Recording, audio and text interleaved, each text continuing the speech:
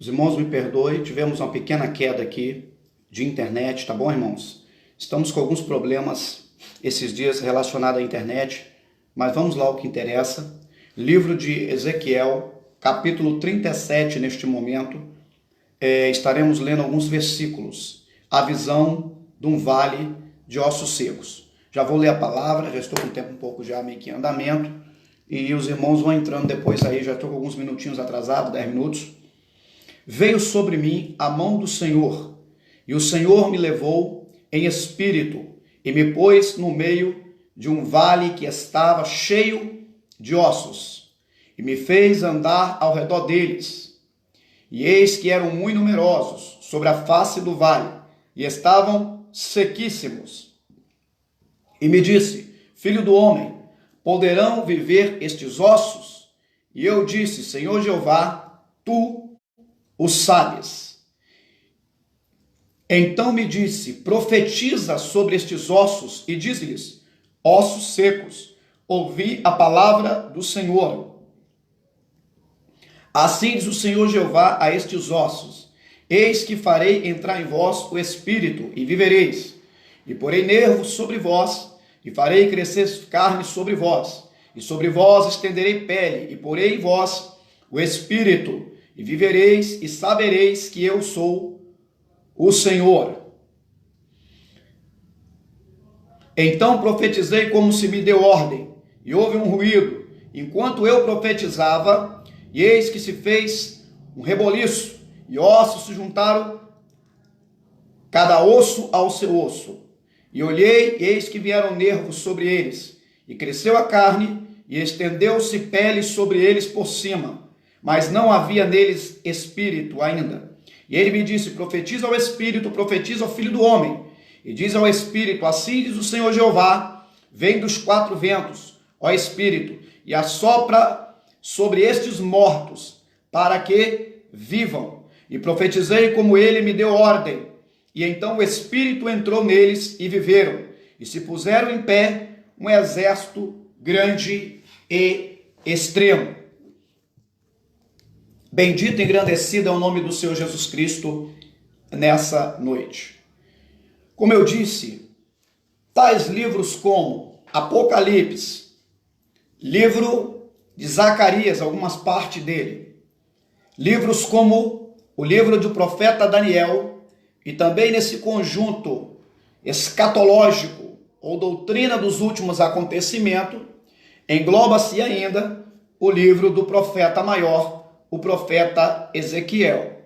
Para mim poder explicar o cenário desse capítulo 37, nada mais justo é lembrarmos das divisões das tribos, aonde, quando Roboão, filho de Salomão, e também na época de Jeroboão, e as tribos ficaram duas tribos com Roboão, tornando-se Judá, capital Jerusalém, e 10 tribos para o outro lado, junto com Jeroboão, capital Samaria, tribo do norte, ou tribos de Israel. Temos que entender isso para chegarmos no senso nessa noite. Por que Deus está falando sobre Ezequiel, capítulo 37? Seja bem-vindo, Bia Nestor, seja bem-vindo, Sara, Deus abençoe a vida de vocês e a família de vocês.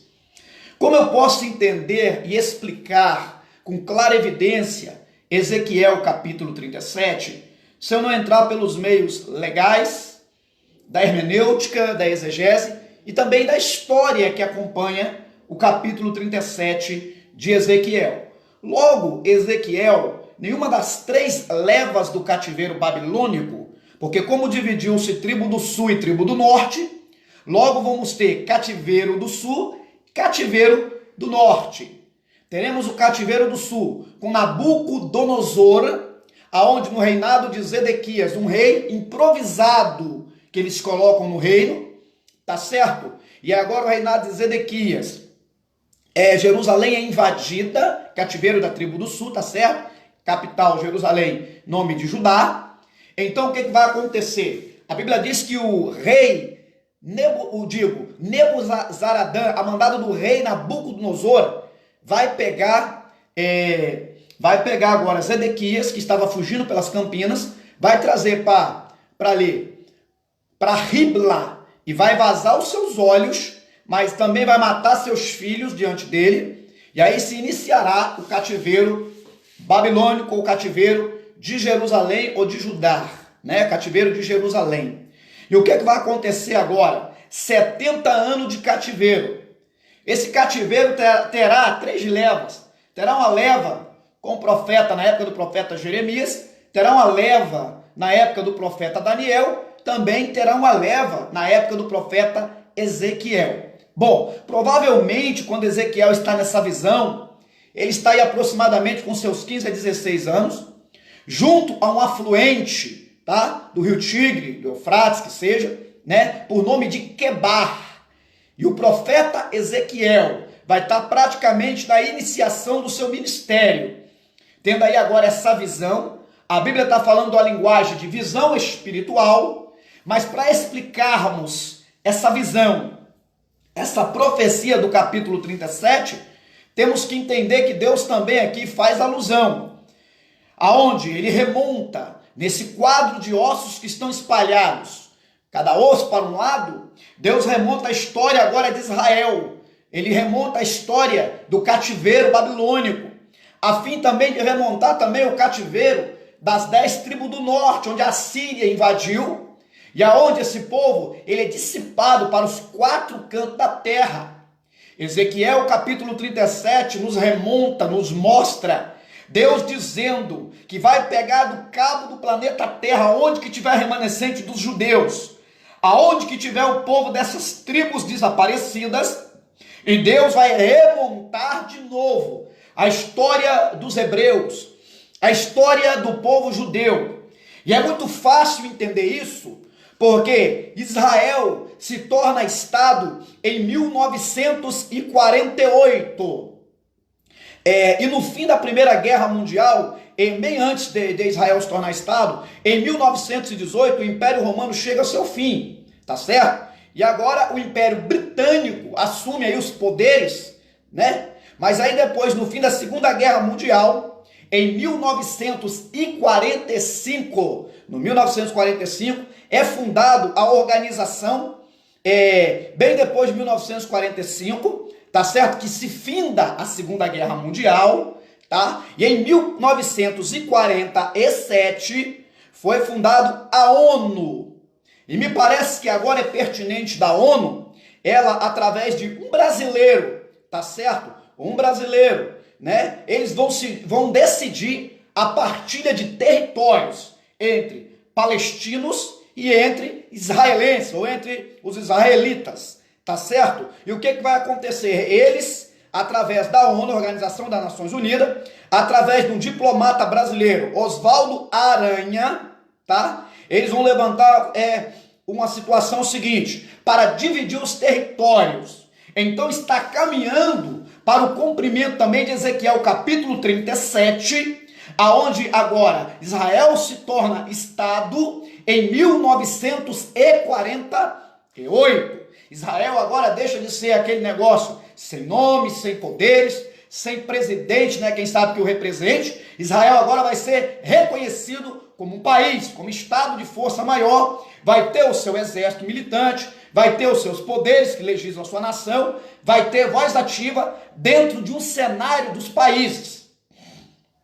Mostrando mais uma vez aí o cumprimento de Ezequiel no capítulo 37. É impossível explicar Ezequiel capítulo 37 sem dizer que quando vemos esses ossos espalhados em todo o montante do vale, está falando do quê? Está falando do rompimento socioeconômico, espiritual, da degradação moral e econômica e também política da nação de Israel.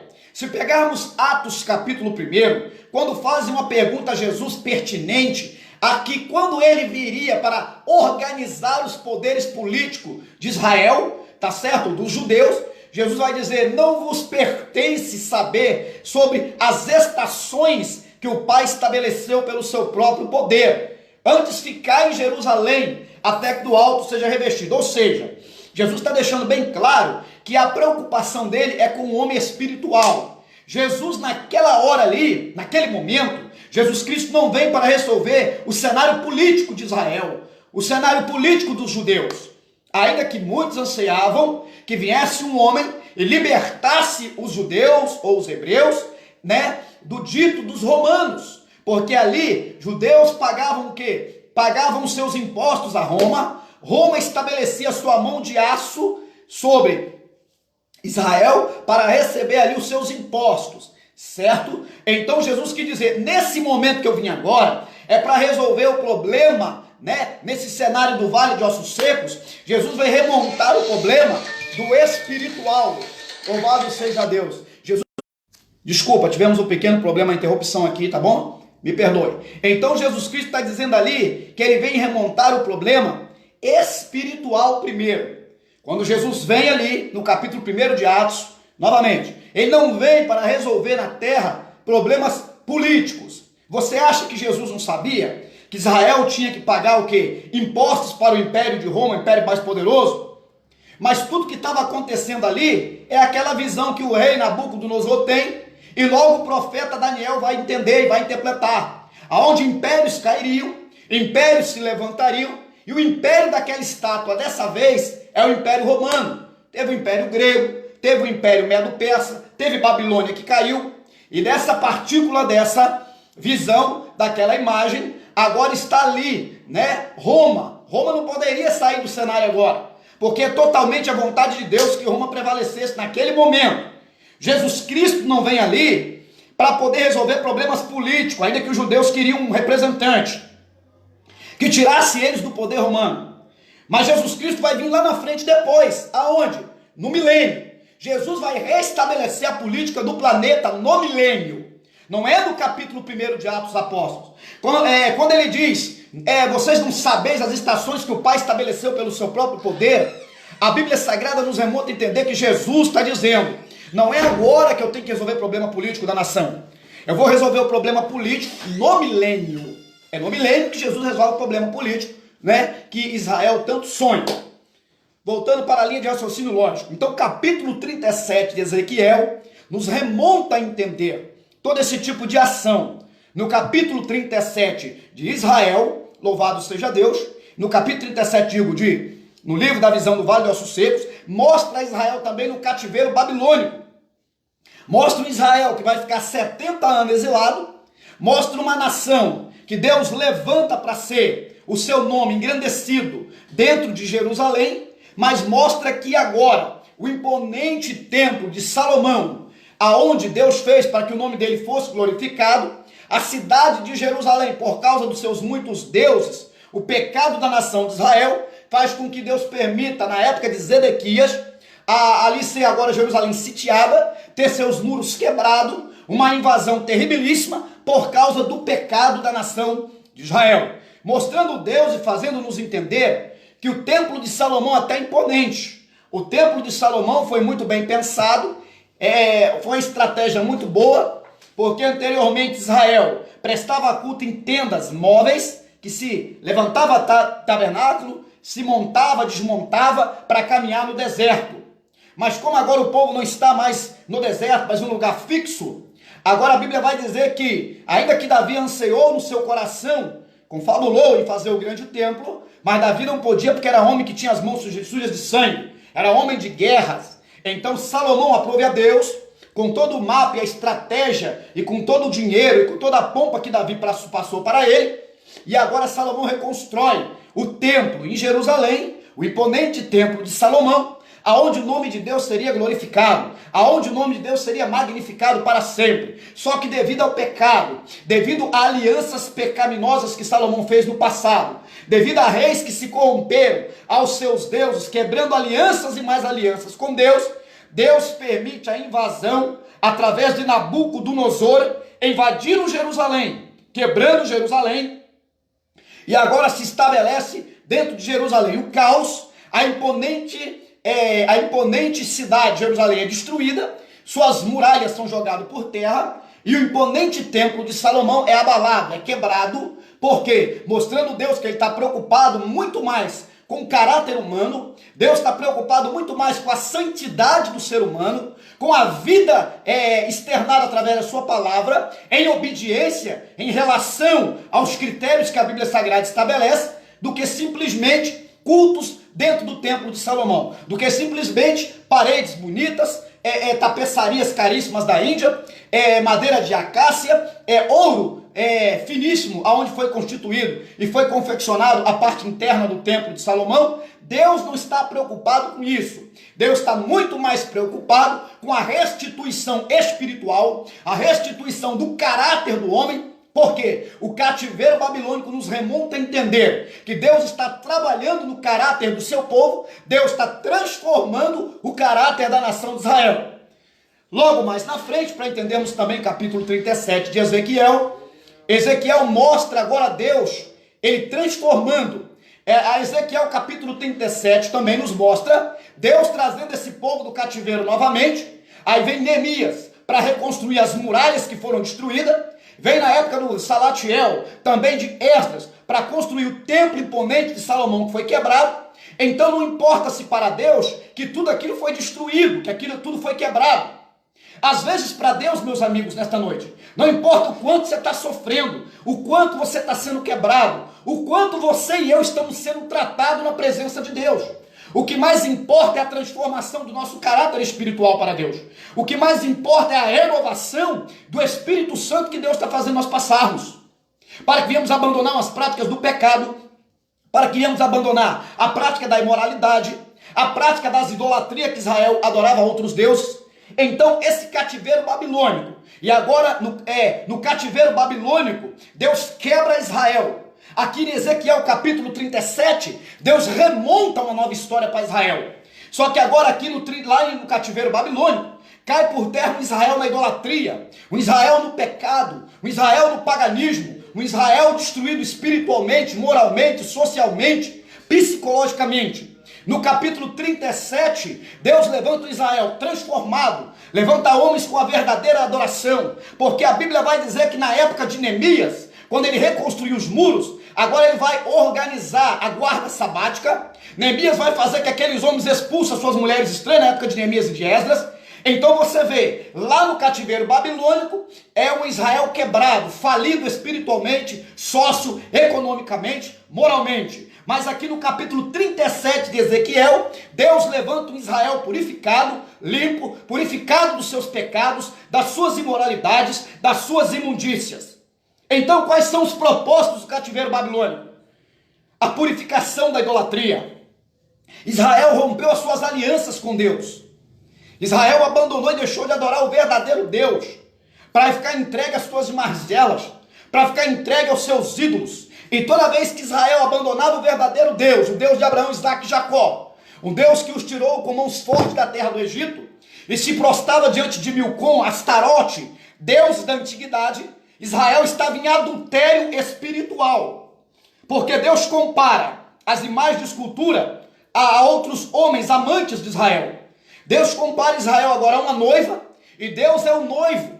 Então toda vez que Israel vai adorar suas imagens, Israel está traindo o seu noivo, está traindo o seu marido com muitas amantes ou com deuses. Por isso Deus permite o cativeiro babilônico, para purificá-los, para transformá-los.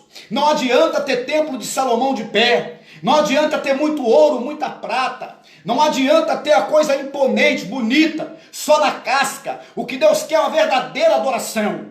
O que nós aprendemos através do cativeiro babilônico e de Ezequiel capítulo 37 é que Deus agora permite um velho Israel ser quebrado.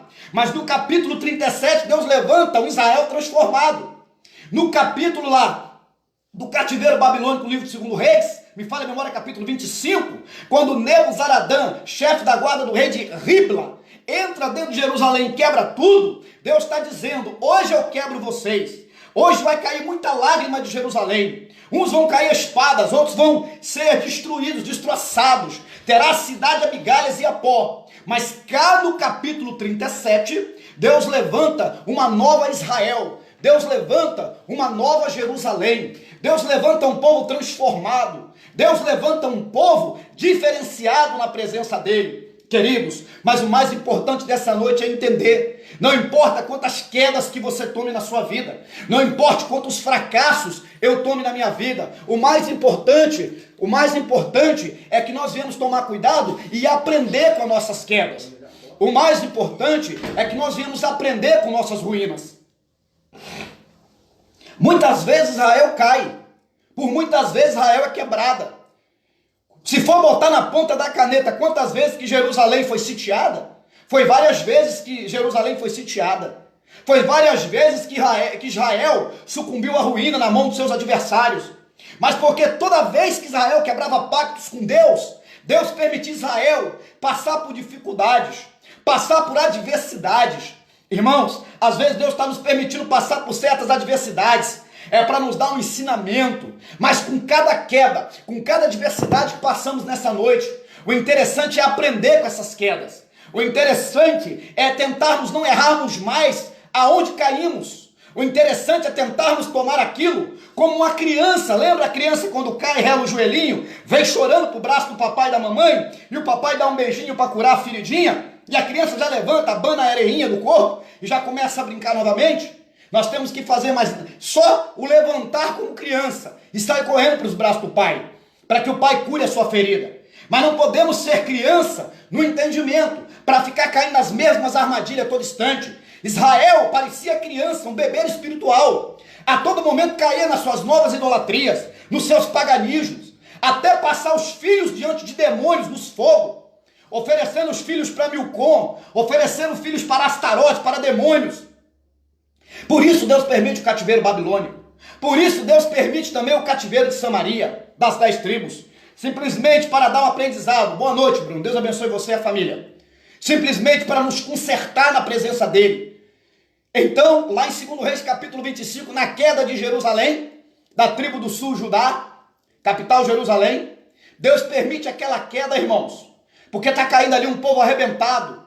Ali não está caindo um povo que está estabelecendo a verdadeira comunhão no templo de Salomão. Tem até templo bonito, tem até cara de verdadeira adoração, tem até elementos que elevam ao céu, mas as pessoas estão desviadas na presença do Senhor. As pessoas ali estão longe do que é a verdadeira adoração no reino de Deus. As pessoas ali não estão preocupadas, o enfoque ali é só manter a imponência do templo. Mas só que quem disse que Deus está preocupado com o templo de Salomão? Quem disse que Deus está preocupado só com a imponência do ouro? Quem disse que hoje Deus está preocupado só com templos luxuosos?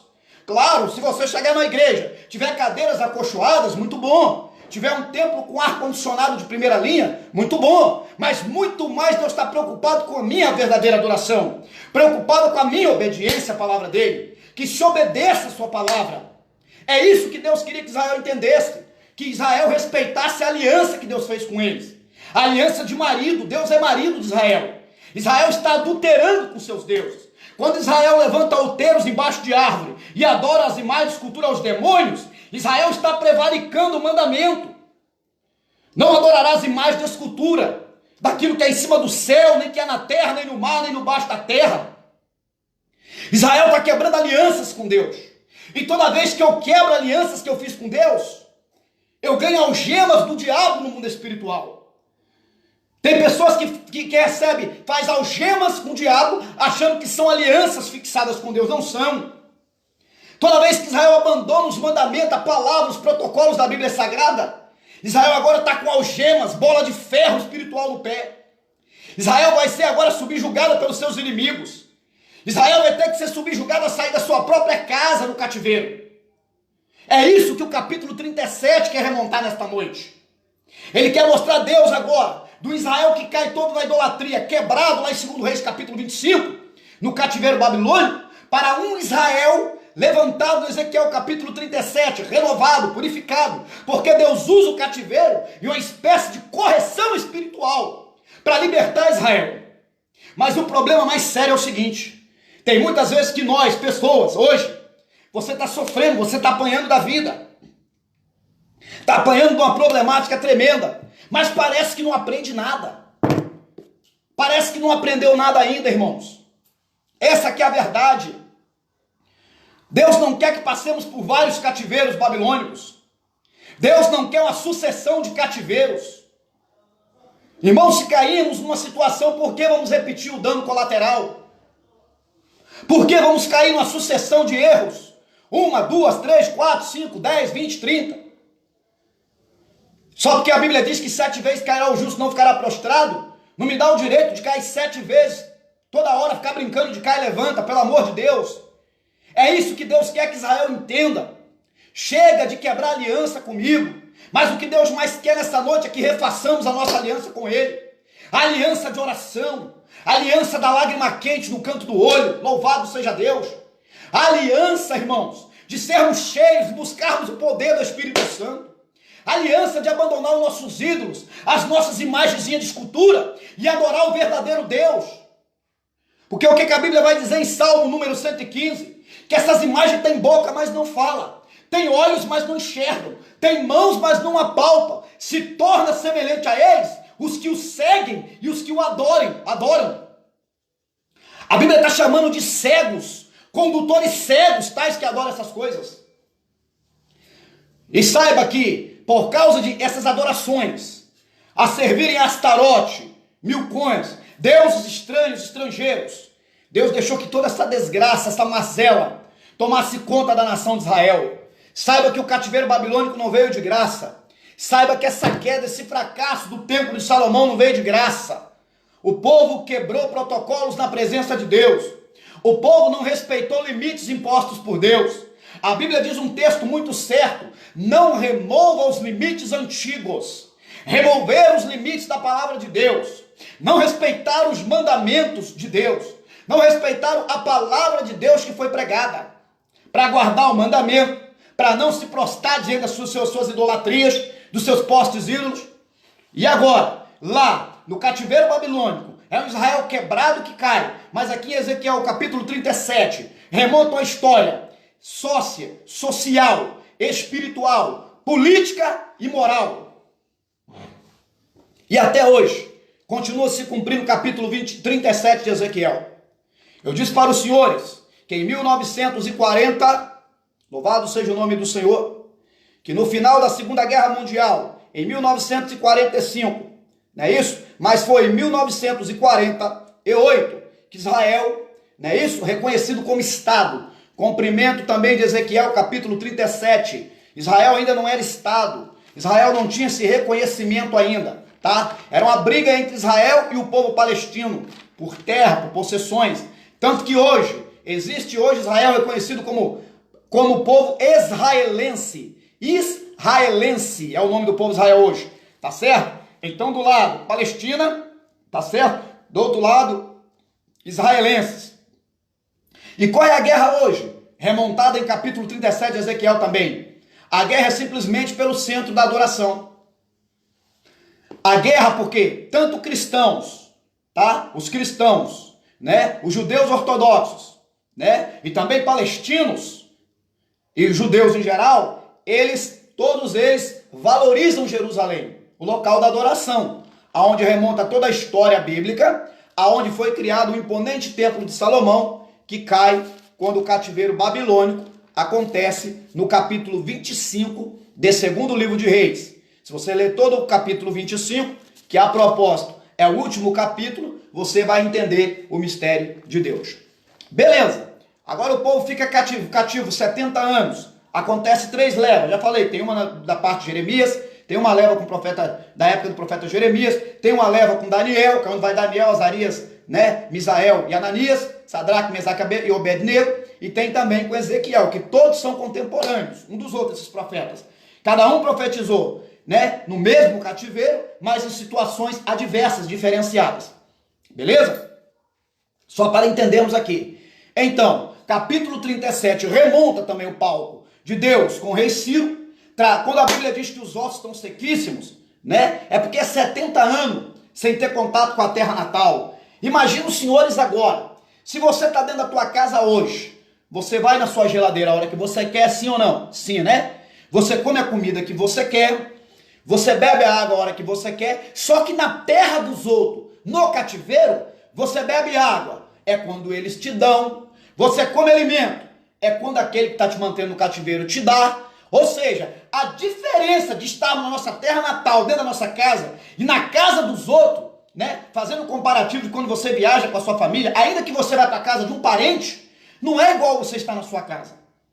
Na sua casa você tem uma liberdade bem maior. Assim está Israel agora. Israel está 70 anos na casa dos outros, tendo que aprender costumes dos outros. Está lá as harpas penduradas no salgueiro, né? Está lá Israel vendo, né? O povo nos seus pecados, o povo babilônico ali com todos os seus más costumes. Daniel, o profeta, praticamente é criado aos pés dos costumes babilônicos. Só que uma coisa muito, nota de rodapé, Daniel não se corrompe porque está lá naquele cativeiro. Daniel não se corrompe porque botam-se uma mesa de comida de primeira qualidade igual a do rei. Daniel não come.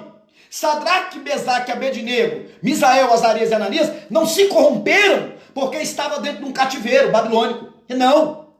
Eles não abriram mão de suas convicções espirituais porque estava lá naquele negócio que simboliza ali a Babilônia, o mundo. Sabe o que Deus nos ensina nesta noite?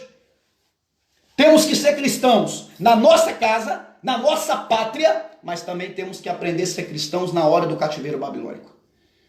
Israel não servia a Deus em fidelidade da sua própria casa. Porque dentro da minha casa eu fico à vontade. Dentro da minha casa eu posso tirar a camisa, está fazendo calor. Eu quero ver você fazer isso na casa dos outros. Na frente de uma mulher, do seu amigo, você vai tirar sua camisa fora da sua casa? Claro que você não vai fazer isso.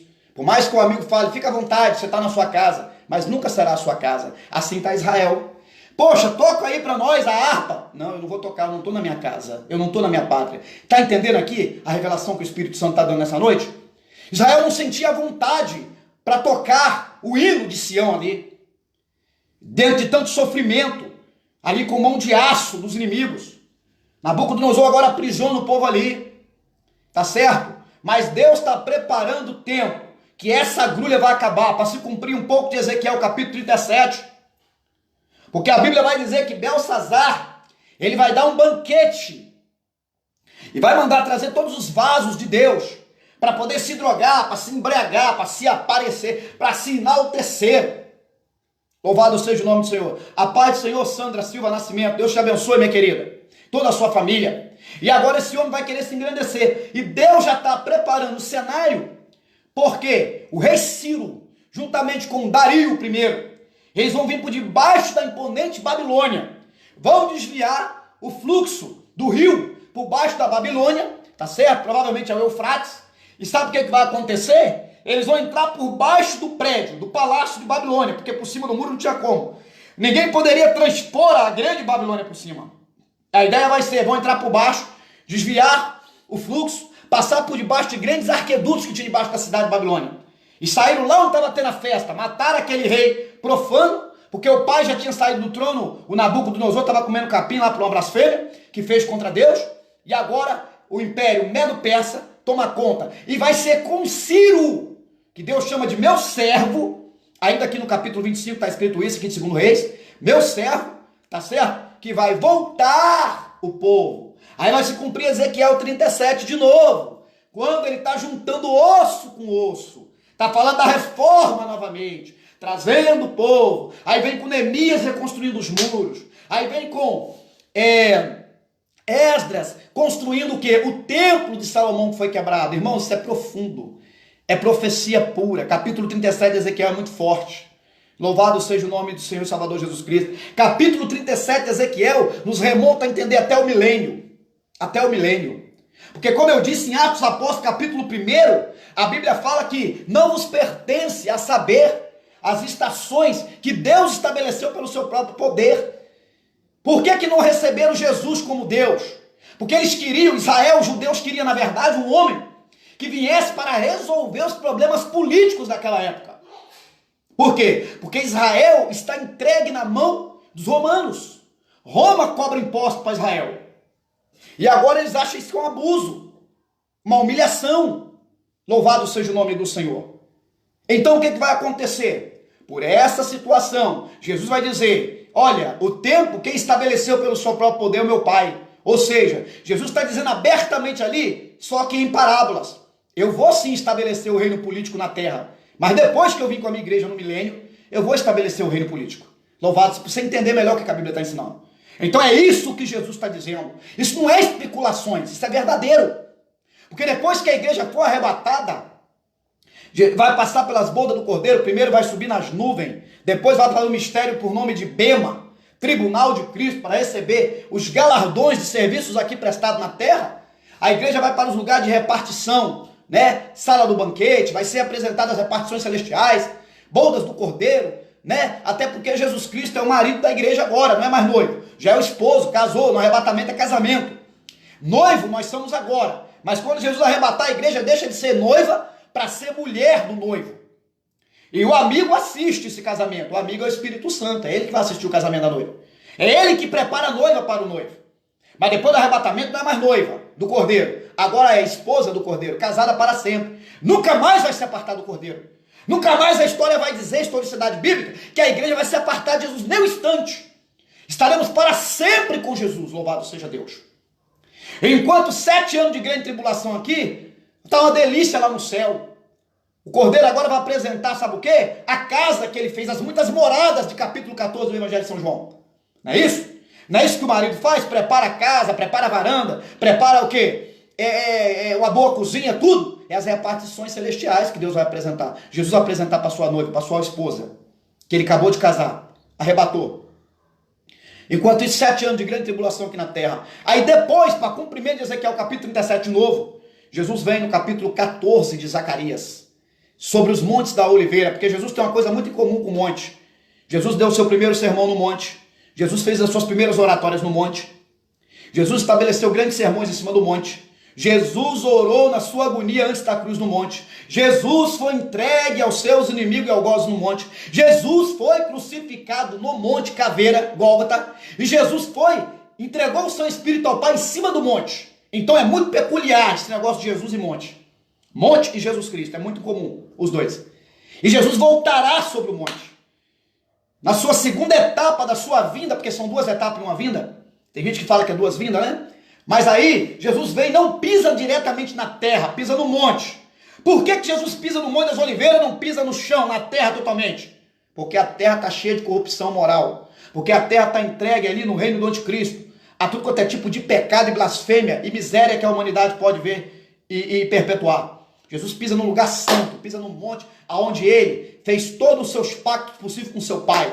Onde ele orou, dizendo: Pai, se possível for, passe-me esse cálice. Então Jesus Cristo veio sobre um lugar de aliança. Jesus fez aliança naquele monte com Deus. Jesus faz aliança com a sua igreja, voltando com ela. Louvado seja Deus. Estabelece o milênio. Também se cumpre parte de Ezequiel 37 aqui. Louvado seja Deus. Então é muito forte essa linha de raciocínio lógico. Agora trazendo a tradução para o lado espiritual, para nós. Tá certo? Como esse vale de ossos secos. E me fez andar em redor deles. E eis que eram muito numerosos sobre a face do vale, e estavam sequíssimos. A Bíblia diz que Ezequiel, ele andou em redor dos ossos. Preste bem atenção agora para o lado espiritual, exegese hermenêutica da Escritura.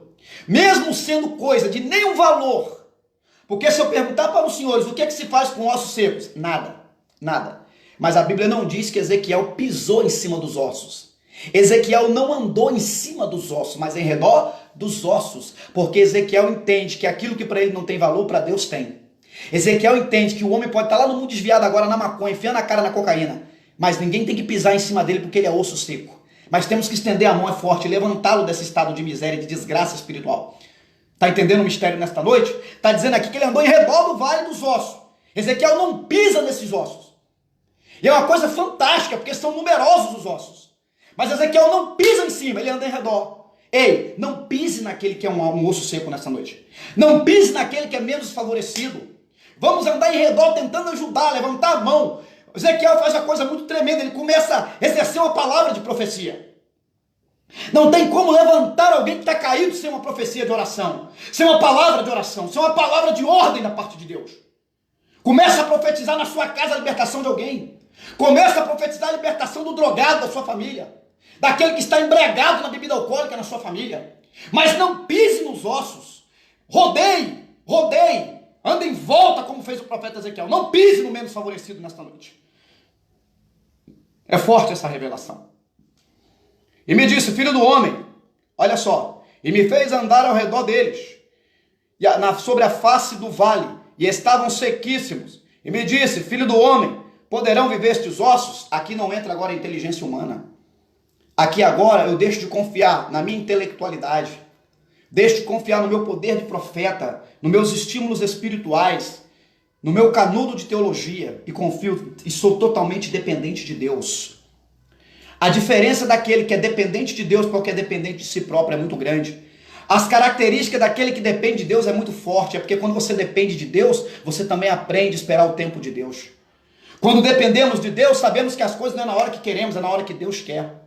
Quando somos dependentes de Deus, o que entendemos é que Deus vai fazer o milagre no momento dele exato, e que Deus nem tarda e nem falha, mas que Deus trabalha no momento exato, com pessoas exatas, no momento certo. Louvado seja o nome do Senhor e Salvador Jesus Cristo. Tu sabes, Ezequiel entende que Deus é soberano e sabe muito bem o que vai fazer. Ezequiel entende agora, o profeta, que é Deus que está agora no quadro dessa situação.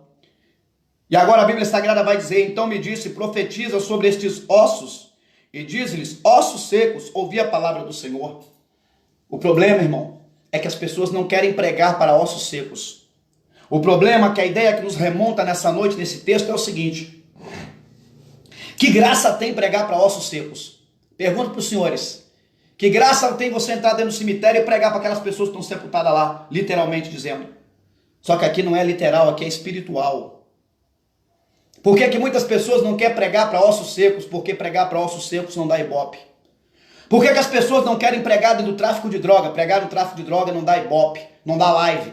Pregar no tráfico de droga pode dar um tiro na minha testa e eu perder minha vida. Por que eu não quero pregar dentro do cabaré? Porque não dá ibope. Só que Jesus pregou para uma mulher que era do cabaré, você sabia? Libertou uma mulher que era prostituta, Maria Madalena. Você sabia que Jesus pregou para pessoas que eram totalmente endemoniadas, aquém da palavra de Deus? Por que manda Ezequiel profetizar no vale de ossos secos, não manda profetizar dentro da igreja? É porque antes de ser vale de ossos secos, Israel era igreja. Israel era um povo que temia Deus. Mas como agora Israel sai da condição de igreja e vira ossos secos, não se prega só para Israel quando era igreja, se prega agora na condição de ossos secos. Ei, é muito bom pregar para crente, irmãos. É uma maravilha, ó. Palminha. É muito bom pregar em cima dos púlpitos da Assembleia de Deus. É muito bom, mas só que agora você tem um Israel que está desviado lá no mundo. Você tem um ex-pastor, um ex-pregador, um ex-homem cheio do Espírito Santo, que era cheio do Espírito Santo, que está na boca de fumo usando droga. E o diabo está de qualquer momento para destruir ele. Deus está te dizendo: vai lá, Ezequiel, profetiza para esse osso. Mas vai lá e não pisa no osso não, você só profetiza. E deixa que quem levanta o osso sou eu. Deixa que quem remonta ele de novo sou eu. Você não tem poder, Ezequiel, para levantar. Sabe por que não estamos entendendo que às vezes não queremos ir mais atrás do desviado? É porque é nós que estamos querendo botar pele no desviado. É nós que estamos querendo remontar os nervos no desviado. É nós que estamos querendo introduzir Espírito Santo na vida da pessoa. A nossa parte, meu irmão, é profetizar. Quem vai botar nervo, quem vai botar pele, quem vai remontar tudo, é Deus.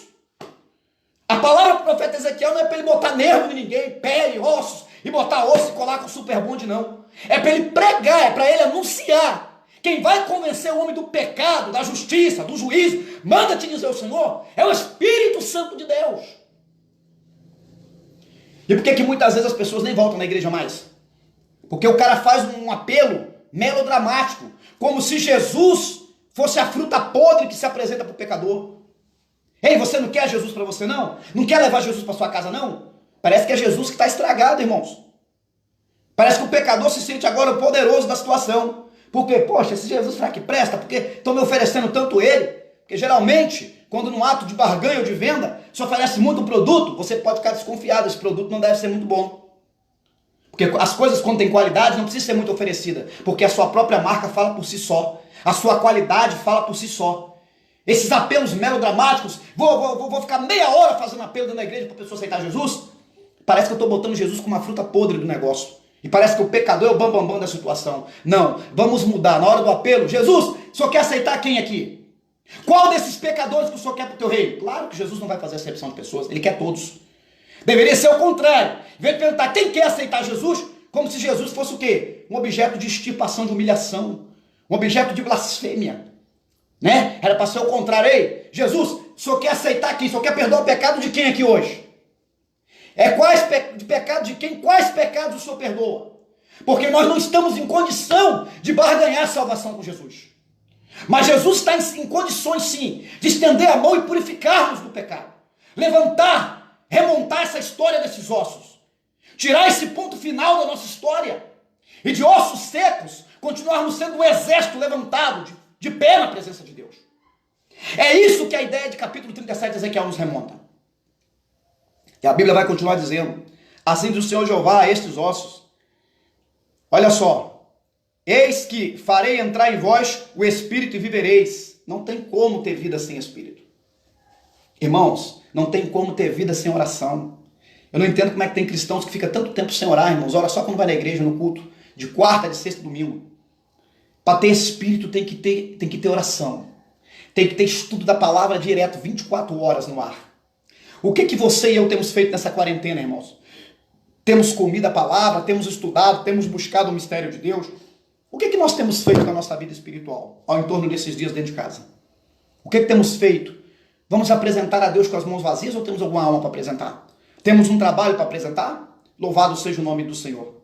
Aí novamente, e me fez andar em redor deles, e eis que eram muito numerosos. Já falei, Deus não permitiu Ezequiel pisar nos ossos. Deus não se permite pisar em ninguém. Pode ser ossos, pode estar lá na droga, na maconha, na cocaína, pode estar todo drogado, pode estar todo noiado. Não é para se pisar nos ossos, é para se profetizar para os ossos. Não é para transformar os ossos, não temos esse poder. É tão somente abrir a boca com a palavra de profecia. Quem vai transformar e vai cobrir os ossos é o Espírito Santo. Não queremos meter a mão e fazer coisas que não nos pertencem. A mim que sou profeta, só vou profetizar. A Deus, ele vai fazer a obra espiritual. Não adianta pegar ninguém à força. Não adianta ficar fazendo 30, 40 minutos de apelo dentro de igreja para as pessoas aceitar Jesus.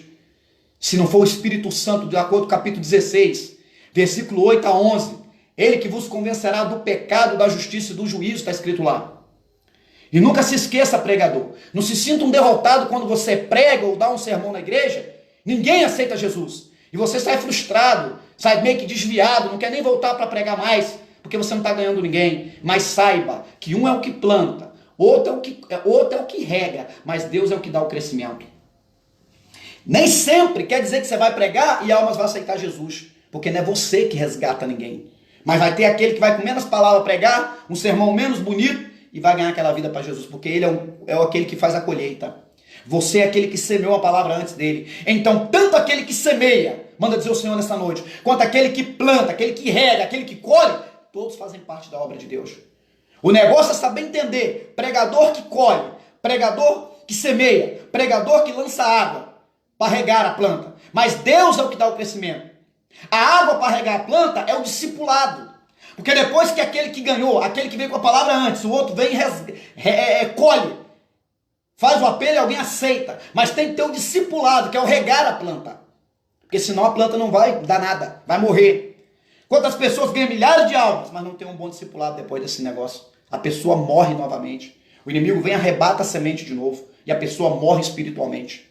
Então, capítulo 37 de Ezequiel nos remonta o seguinte: porque aqui Deus vai levantar o povo lá do cativeiro babilônico novamente. Só que se eles não tiverem uma conduta ética, moral e espiritual, se eles não tiverem aprendido ao longo do tempo com aquela queda, não vai adiantar nada. De nada vai valer se Israel não tiver aprendido com as suas quedas, os seus fracassos. E a palavra desta noite é: temos que aprender com nossas quedas e nossos fracassos. Louvado seja o nome do Senhor e Salvador Jesus Cristo. Então que Deus nos abençoe nesta noite em Cristo Jesus. Que Deus possa nos abençoar. Fiquem todos na paz do Senhor Jesus Cristo. Amém e amém, Jesus.